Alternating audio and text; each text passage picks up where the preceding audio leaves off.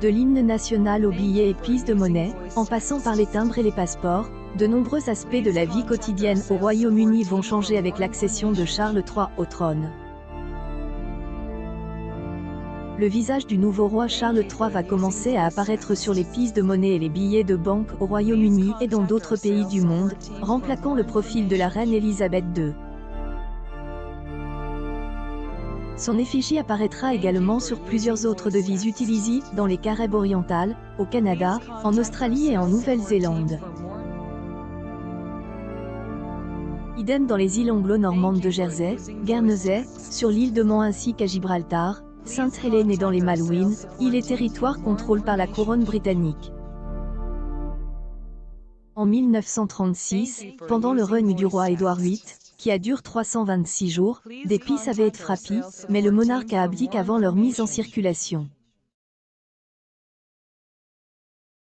L'image d'Élisabeth II figure également sur les timbres tandis que les lettres R, pour Élisabeth II Regina, sont apposées sur les boîtes aux lettres, ce qui devra donc être modifié. La ligne apposée sur les casques de police changera également. Aussi, direct. Mort d'Élisabeth II, son fils Charles III prend la parole à 19 h. Suivez la première allocution du roi. L'hymne national britannique va devenir God Save the King, avec une version masculinisée des paroles. Une habitude qui sera sans doute difficile à prendre pour les Britanniques, qui entonnent God Save the Queen depuis 1952. L'un des deux hymnes nationaux de la Nouvelle-Zélande et l'hymne royal en Australie et au Canada, qui ont leur propre hymne national.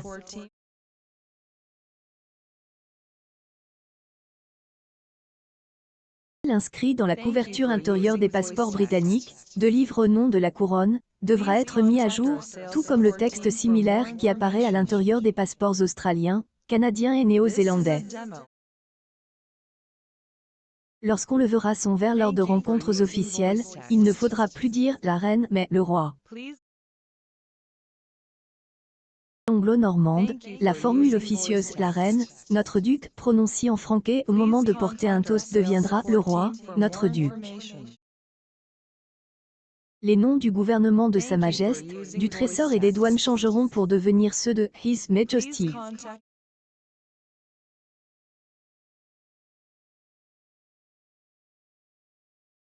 Sera le discours du roi et non celui de la reine qui présentera au Parlement le programme du gouvernement, ouvrant la session parlementaire.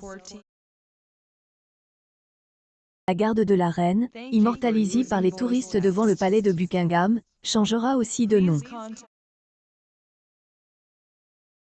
police ne préservera plus la paix de la reine mais celle du roi et les avocats chevronnés passeront du statut de QC à celui de KC.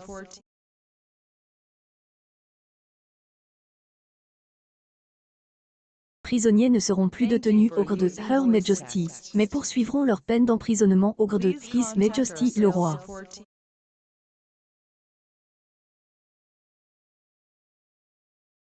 Parmi les nouvelles recrues ne prendront plus le shilling de la reine lorsqu'ils s'engagent, comme l'indique la formule. Ils ne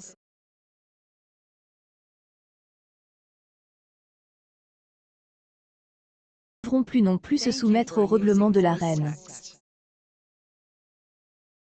Le nom du Her Majesty's Theatre dans le West End, quartier des théâtres de Londres, où le spectacle The Phantom of the Opera est joué depuis 1986, sera également masculinisé.